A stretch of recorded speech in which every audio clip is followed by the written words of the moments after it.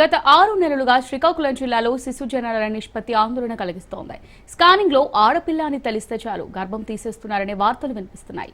శ్రీకాకుళం జిల్లాలోని కొంతమంది గర్భిణులు ఒడిషా వెళ్లి అక్కడ గర్భంలో ఉన్నది మగన లేక ఆడనా అని నిర్ధారించుకుంటున్నారని, ఆడపిల్లలైతే అబార్షన్ చేయించుకుంటున్నారనే ఊహాగానాలు కూడా వినిపిస్తున్నాయి. దీనిపై సంబంధిత అధికారులతో రాజ్ న్యూస్ మాట్లాడింది.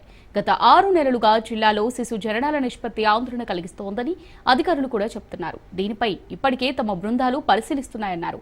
భ్రూణ హత్యలకు ఎవరైనా పాల్పడితే చట్టపరంగా చర్యలు తీసుకుంటామని, సంబంధిత హాస్పిటల్స్ ను కూడా సీజ్ చేస్తామని చెబుతున్నారు.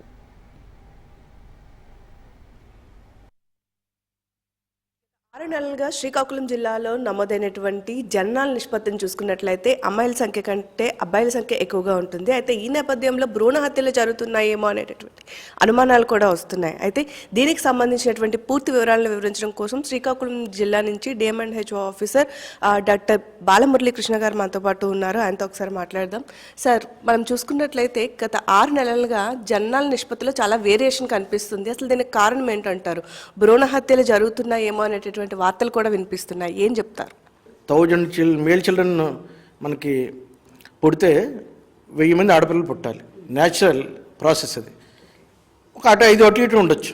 కానీ మన జిల్లాలో చూసుకుంటే కొన్ని మండల్స్లో 1000కి 990 ఉన్నారు. కొన్ని చోట్ల తక్కువ ఉన్నారు. అందువల్ల ఒక 5 మండల్స్లో తక్కువ ఉన్నట్టు గుర్తించాము. వాటి మీద ప్రత్యేక నిఘా పెట్టడం జరుగుతుంది. డెకా ఆపరేషన్స్ అంటే సీక్రెట్గా ఆపరేషన్స్ చేస్తాం మేము. మా స్టాఫ్ని ఒకళ్ళు ఇచ్చి పేషెంట్ నుంచి పంపించి అది వాళ్ళు చెప్తారా లేదో టెస్ట్ చేస్తాం. అలాంటి ఆపరేషన్స్ మేము ఈ సంవత్సరం 12 చేసాము. మనకి ఎక్కడ ఎవరు చెప్పట్లేదు. ఇది నిరంతరంగా జరుగుతుంటుంది ఈ డెకా ఆపరేషన్స్. మన జిల్లాలో మాత్రం ఎక్కడ ఇలాంటివి చెప్తున్నట్టుగా అంటే అనుమానిత కేసులు ఎక్కడ లేవు. వాళ్ళు ఇంకెక్కడ చేయించుకున్నారో తెలియదు. కానీ మన జిల్లాలో మాత్రం ఇలాగ ఈ స్కానింగ్ సెంటర్స్ చెప్తున్నాయని అక్కడ మనకి ఎవిడెన్స్ దొరకలేదు ఇప్పటివరకు చేసిన దీంట్లో. బట్ ఏంటంటే దీని మీద ప్రత్యేకంగా కొనసాగుతుంది. సో చూసుకున్నట్లయితే ఈ కేసెస్ అన్నీ కూడా శ్రీకాకుళం జిల్లాలో ఉన్న స్కానింగ్ సెంటర్స్ కంటే పక్క రాష్ట్రం అయినటువంటి ఒడిశాకి ఎక్కువ తరలి వెళ్తున్నాయనే వార్తలు కూడా వినిపిస్తున్నాయి. సో దీని మీద ఏమైనా స్పెసిఫిక్గా మీరు నిఘా పెట్టడం కానీ లేదా దీనికి సంబంధించినటువంటి డేటాను తీసుకోవడం కానీ జరిగిందా? పక్కన ఉన్న జిల్లా గంజాం జిల్లా, గజపతి జిల్లా, అక్కడ వైద్య ఆరోగ్య శాఖ అధికారులతో మాట్లాడతాం. తొందరలోనే జాయింట్ మీటింగ్ పెడతాం. గంజాంలో ఒకసారి పెడతాము. అలాగే గజపతి జిల్లాలో కూడా పెట్టి అక్కడ వాళ్ళతో సమన్వయం చేసుకొని కోఆర్డినేషన్ చేసుకొని వాళ్ళకి కూడా చెప్తాం.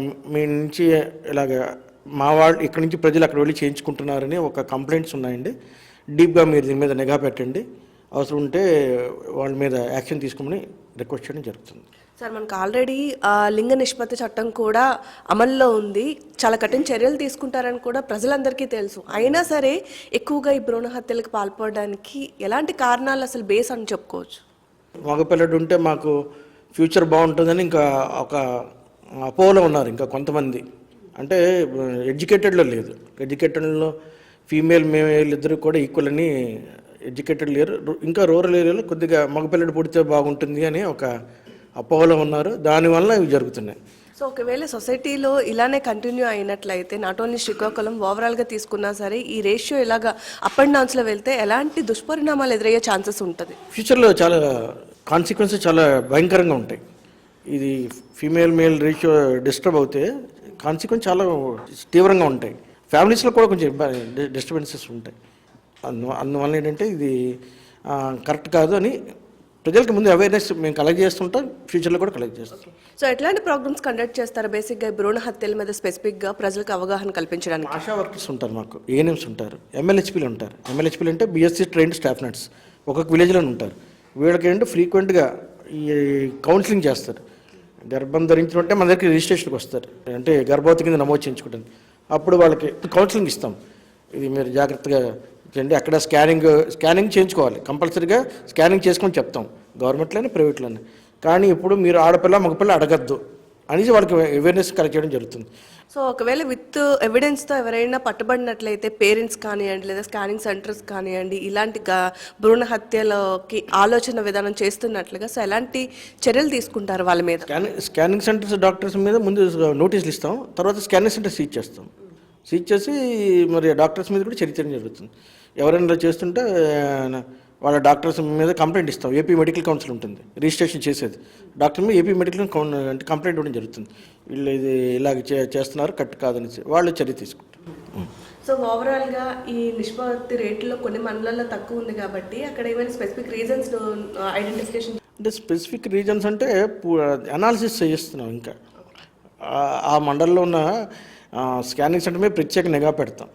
ఆ యొక్క 5 మండల్స్ ఉన్నాయి, అక్కడ ప్రత్యేక నిఘా పెట్టి డెక్ ఆపరేషన్స్ వాటి మీద ఎక్కువ ఫోకస్ చేస్తాం. సీక్రెట్ ఆపరేషన్స్ 5 మండల్స్ మీద ఎక్కువ ఫోకస్ చేయడం జరుగుతుంది. సో చూస్తున్నారు కదా, ఏదైతే శ్రీకాకుళం జిల్లాకు సంబంధించి అన్ని దగ్గరలో కాకపోయినా కొన్ని మండలాల్లో అయితే ఈ జనాల నిష్పత్తి అనేటటువంటిది చాలా ఎక్కువగా ఉంది అమ్మాయిల అబ్బాయిల మధ్యలో. కాబట్టి ఆ ప్రత్యేకించినటువంటి మండలాల్లో డెకా ఆపరేషన్ నిర్వహిస్తామా అంటున్నారు. అంతేకాకుండా ప్రస్తుతం ఆ బేరియర్కి సంబంధించినటువంటి పూర్తి కారణాలను వెతికే పనిలో మేము ఉన్నామని చెప్తున్నారు. ఒకవేళ నిజంగా ఈ భ్రూణ హత్యలకు పాల్పడేవారు ఉంటే ఖచ్చితంగా కఠినమైనటువంటి చర్యలు తీసుకుంటామని కూడా